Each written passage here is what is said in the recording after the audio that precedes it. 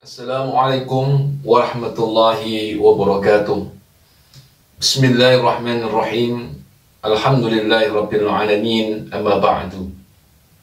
Kaum muslimin, jamaah dan semua sahabat-sahabat saya di channel ini yang insyaallah senantiasa dirahmati oleh Allah.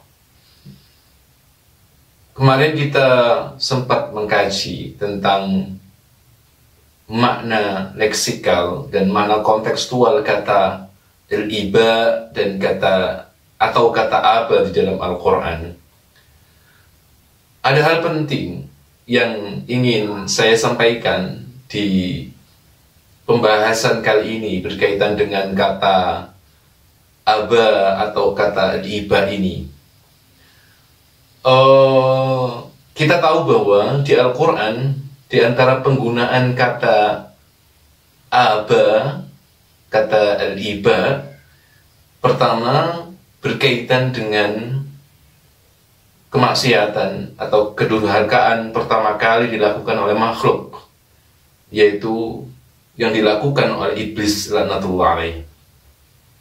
Kita tahu di situ disebutkan bahwa aba wastakbara, iblis menolak dengan keras, wastakbara, dan berlagak sombong saat diperintah oleh Allah untuk bersujud atau menghormat kepada Nabiullah Adam alaihissalam. Nah, kita lihat di situ Al-Quran menggunakan kata aba wastakbara. Sepertinya penggunaan kata aba ini mengandung makna yang cukup dalam berkaitan dengan semantik Al-Quran. Ada hikmah yang bisa kita petik dari penggunaan kata ini. Di antaranya adalah ketika kita memahami makna kata aba itu sendiri dalam konteks penggunaannya di orang Arab klasik, itu digunakan untuk para penggembala kambing. Ketika para penggembala ini melihat bahwa kambing-kambing mereka tidak mau atau tidak manut ketika diarahkan, maka mereka akan mengatakan taisun aba, yang berarti kambing jantan itu tidak mau dikendalikan oleh empunya. Kita lihat bagaimana kemudian iblis laknatullah ketika menghadapi manhaj Allah subhanahu wa ta'ala. Seperti yang sudah saya sebutkan bahwa manhaj Allah itu ada dua. Yang pertama if'al, yang kedua la taf'al. Jika Allah mengatakan if'al, maka seorang makhluk seharusnya melakukan apa yang diperintah oleh Allah.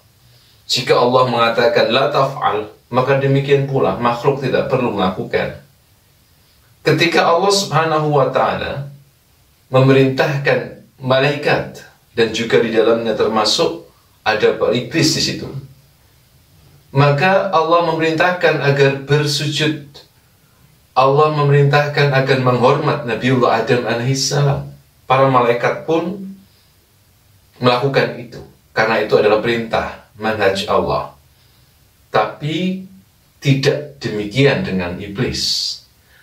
Aba wastakbara. Maka dalam hal ini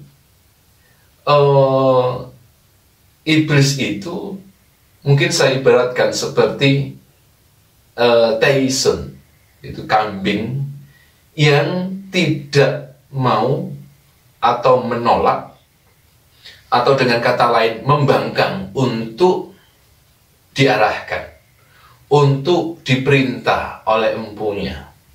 Sebagai seorang makhluk, iblis, setan, ada dalam kendali Allah subhanahu wa ta'ala, ada dalam manhaj Allah subhanahu wa ta'ala yang harus taat seharusnya. Sebagaimana kambing-kambing itu harus taat dan manut pada pemiliknya. Tapi kita tahu bahwa tidak semua teis atau kambing itu mau mengikuti apa yang diarahkan oleh pemiliknya.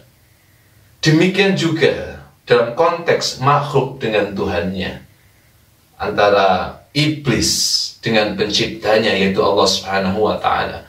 Para malaikat kita tahu semuanya bersujud, semuanya menghormat kepada Nabi Adam. Semata-mata apa? Mengikuti manhaj Allah Subhanahu wa Ta'ala. Tapi tidak demikian dengan iblis. Aba wastakbara. Maka dalam konteks ini, makna kata aba memiliki hubungan yang sangat kuat, yang sangat erat antara bagaimana kata ini digunakan oleh orang Arab di era itu, yaitu digunakan untuk seorang pengembala pada kambing-kambingnya, yang dimana kambing itu ketika diarahkan mereka menolak. Demikian juga ketika kata aba ini digunakan oleh Al-Quran, Allah Subhanahu wa Ta'ala memerintahkan agar iblis menghormat kepada Nabiullah Adam alaihissalam, akan tetapi mereka membangkang, menolak untuk bersujud atau menghormat kepada Nabiullah Adam alaihissalam. Dalam perjalanan berikutnya, kata aba ini tidak hanya berhenti di dalam surat Al-Baqarah yang menjelaskan bagaimana penolakan dan pembangkangan iblis terhadap manhaj dan perintah Allah Subhanahu wa Ta'ala. Kita lihat di dalam surat At-Taubah ayat 8, bagaimana Allah Subhanahu wa Ta'ala menggambarkan orang-orang musyrik yang membangkang terhadap perintah Allah Subhanahu wa Ta'ala, bahkan tidak mengakui ketauhidan Allah Subhanahu wa Ta'ala.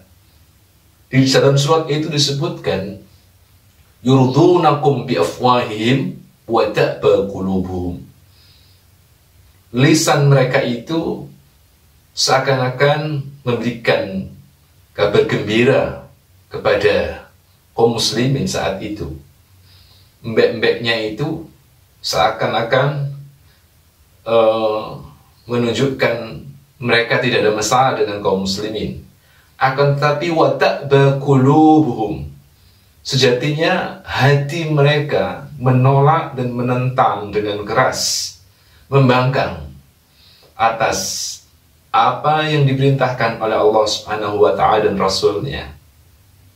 Sehingga dari sini kita lihat perjalanan kata aba yang kemudian pertama digunakan di dalam Al-Quran terkait dengan bagaimana pembangkangan dan penolakan iblis. Dalam perjalanan berikutnya, kata ini digambarkan oleh Allah Subhanahu wa Ta'ala juga digunakan untuk menggambarkan bagaimana para pengikut iblis itu sebagaimana kambing yang tidak mau diatur oleh empunya. Al-Quran memiliki pesan makna yang cukup mendalam ketika Al-Quran menggunakan sebuah kata. Sangat jeli, sangat teliti, sangat tepat ketika menggunakan kata aba dalam konteks kehidupan orang Arab dan kemudian dibawa kepada kata di dalam Al-Quran. Sehingga maknanya, makna leksikalnya atau makna penggunaannya di kalangan orang Arab itu tidak hilang begitu saja ketika dibawa oleh Al-Quran. Walaupun mungkin konteksnya berbeda, kasusnya berbeda, iskaliatnya berbeda. Kalau dalam konteks kehidupan orang Arab, kata ini digunakan oleh para penggembala kambing yang ada di Timur Tengah sana. Tapi dalam konteks manhajullah, kata ini digunakan untuk orang-orang yang membangkang terhadap manhaj Allah Subhanahu wa Ta'ala. Subhanallah walhamdulillah wa la ilaha illallah wallahu akbar. Maka memahami satu kata, memahami pesan, makna satu kata di dalam Al-Quran, insya Allah akan semakin memantapkan hati kita akan kemukjizatan Al-Quran fi lafzihi. Oleh sebab itu, di banyak episode di channel ini, saya mengajak untuk mendalami makna-makna kata dalam Al-Quran sebelum kita memahami pesan luas dari isi dan kandungan setiap ayat, setiap surat di dalam Al-Quran Al-Karim. Akhirul kalam, Assalamualaikum warahmatullahi wabarakatuh.